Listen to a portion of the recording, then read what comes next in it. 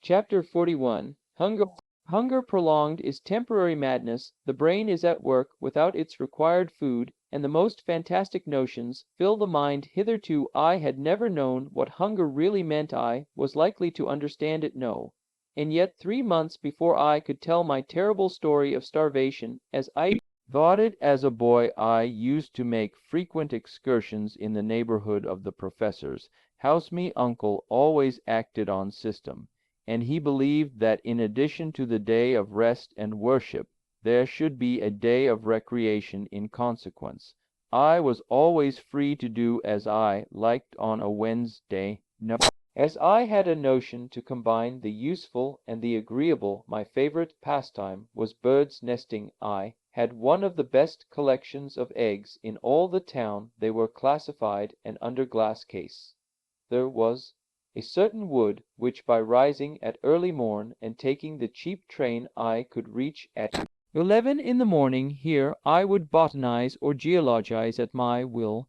My uncle was always glad of specimens for his herbarium and stones to examine. When I had filled my wallet, I proceeded to search for nests. After about 2 hours of hard work, I one day sat down by a stream to eat my humble but copious lunch. How the remembrance of the spiced sausage, the wheaten loaf, and the beer made my mouth water now. I would have given every prospect of worldly wealth for such a meal. But to my story. While seated thus at my leisure, I looked up at the ruins of an old castle at no great distance. It was the remains of an historical dwelling, ivy clad, and now falling to pieces. While looking, I saw 2 eagles circling about the summit of a lofty tower. I soon became satisfied that there was a nest now in all my collection. I lacked eggs of the native eagle, and the large Almy mind was made up I would reach the summit of that tower or perish in the attempt. I went nearer and surveyed the ruins. The old staircase years before had fallen in. The outer walls were however intact. There was no chance that way unless I looked to the ivy solely for support.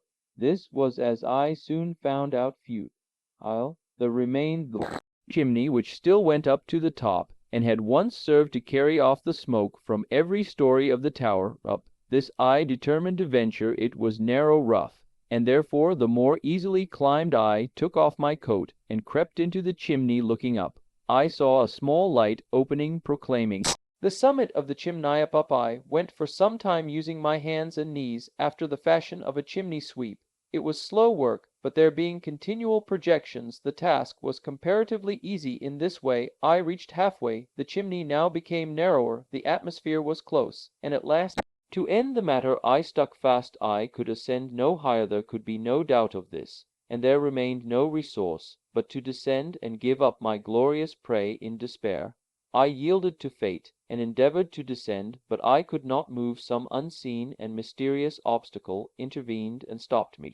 In an instant the full horror of my situation seized me, was unable to move either way, and was doomed to a terrible and horrible death, that of starvation. In a boy's mind, however, there is an extraordinary amount of elasticity and hope, and I began to think of all sorts of plans to escape my gloomy fate. The first place, I required no food just at present, having had an excellent meal, and was therefore allowed time for reflection. My first thought was to try and move the mortar with my hand. Had I possessed a knife, something might have been done, but that useful instrument I had left in my coat.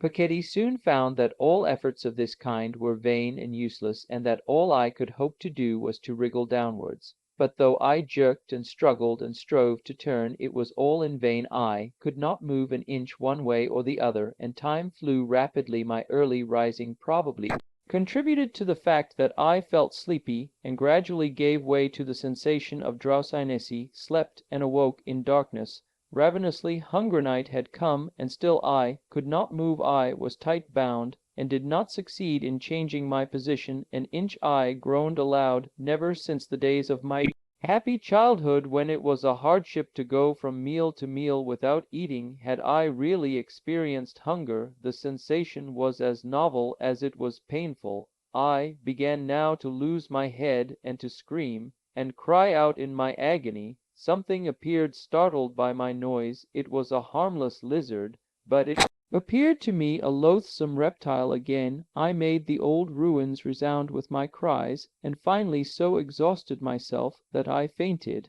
How long I lay in a kind of trance or sleep, I cannot say, but when again I recovered consciousness, it was day. How ill I felt, how hunger still gnawed at me, it would be hard to say. I was too weak to scream now, far too weak to struggle. Suddenly I was startled by a roar. "You there, Henry?" said the voice of my uncle. "Are you there?" My boy could only faintly respond, but I also made a desperate effort to turn. Some mortar fell to this. I owed my being discovered. When the search took place, it was easily seen that mortar and small pieces of stone had recently fallen from above. Hence my uncle's cry. "Calm," he cried, "if we pull down the whole ruin, you shall be saved." These were delicious words, but I had little hopes. Soon, however, about a quarter of an hour later, I heard a voice above me at one of the upper fireplace. "Sare you below or above?" "Below," was my reply. In an instant a basket it was lowered with milk, a biscuit, and an egg. My uncle was fearful to be too ready with his supply of food. I drank the milk first, for thirst had nearly deadened hunger. I then, much refreshed, ate my bread and hard egg. They were now at work at the wall. I could hear a pickaxe wishing to escape all danger from this terrible weapon. I made a desperate struggle, and the belt which surrounded my waist, and which had been hitched on a stone, gave way. I was free, and only escaped falling down by a rapid motion of my hands and knees. In 10 minutes more I was in my uncle's arms, after being 2 days and nights in that horrible prison. My occasional delirium prevented me from counting time. I was weeks recovering from that awful starvation adventure, and yet what was that to the hideous sufferings I now endured? After dreaming for some time and thinking of this and other matters, I once more looked around me. We were still ascending with fearful rapidity. Every now and then the air appeared to check our respiration, as it does that of aeronauts when the ascension of the balloon is too rapid, but if they feel a degree of cold in proportion to the elevation they attain in the atmosphere. We experienced quite a contrary effect. The heat began to increase in a most threatening and exceptional manner.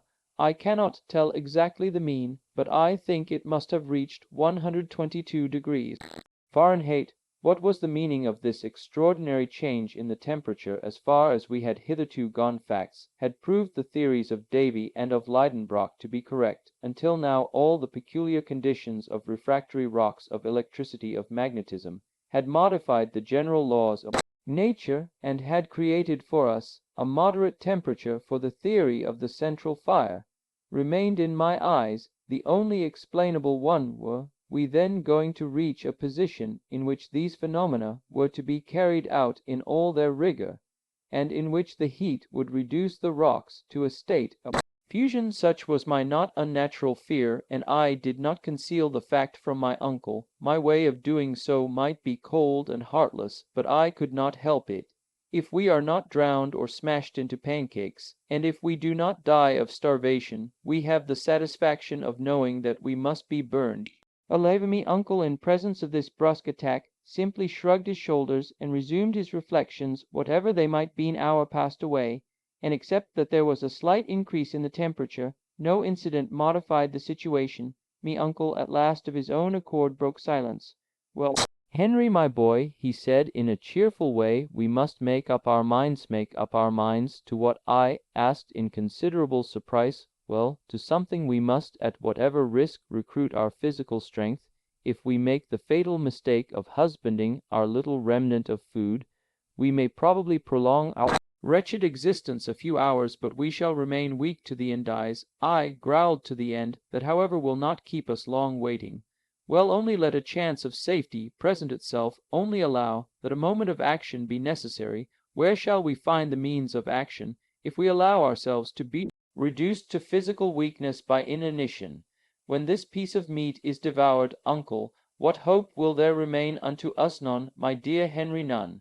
But will it do you any good to devour it? With your eyes you appear to me to reason like one without will or decision, like a being without energy. Then," cried I, exasperated to a degree which is scarcely to be explained, You do not mean to tell me that you have not lost all hope certainly, not, replied the professor with consummate coolness. You mean to tell me, uncle, that we shall get out of this monstrous subterranean shaft. While there is life, there is hope. I beg to assert, Henry, that as long as a man's heart beats, as long as a man's flesh quivers, I do not allow that a being gifted with thought and will can allow himself to despair. What a nerve the man placed in a position like that we occupied must have been very brave to speak like this. Well, I cried, what do you mean to do? At what remains of the food we have in our hands, let us swallow the last crumb. It will be, heaven willing, our last repast. Well, never mind, instead of being exhausted skeletons, we shall be men. True, I muttered in a despairing tone, let us take our fill. We must, replied my uncle, with a deep sigh. Call it what you will. Me uncle took a piece of the meat that remained and some crusts of biscuit which had escaped the wreck. He divided the whole into 3 parts each, had 1 pound of food to last him as long as he remained in the interior of the earth. Each now acted in accordance with his own private character. Me uncle the professor ate greedily, but evidently without appetite, eating simply from some mechanical motion. I put the food inside my lips, and hungry as I was chewed my morsel without pleasure and without satisfaction. Hins the guide, just as if he had been eider down hunting, swallowed every mouthful as though it were a usual affair. He looked like a man equally prepared to enjoy superfluity or total wantons. In all probability was no more used to starvation than ourselves, but his hardy Icelandic nature had prepared him for many sufferings. As long as he received his 3 rix dollars every Saturday night, he was prepared for anything. Fact was, Hans never troubled himself about much, except his money. He had undertaken to serve a certain man at so much per week, and no matter what evils befell his employer or himself, he never found fault or grumbled, so long as his wages were duly paid. Suddenly my uncle roused himself. He had seen a smile on the face of our guide. I could not make it out. What is the matter? Said my unclescidum, said the guide, producing a bottle of this precious fluid. We drank. My uncle and myself will own to our dying day that hence we derived strength to exist until the last bitter moment. That precious bottle of Hollands was in reality only half full, but under the circumstances it was nectar. It took some minutes for myself and my uncle to form a decided opinion on the subject. The worthy professor swallowed about half a pint, and did not seem able to drink any more. Fortraflig, said Hans, swallowing nearly all that was left. Excellent, very good, said my uncle with as much gusto as if he had just left the steps of the club at Hamburg, had begun to feel as if there had been one gleam of hope. Now all thought of the future vanished. We had consumed our last ounce of food, and it was 5 o'clock in the morning.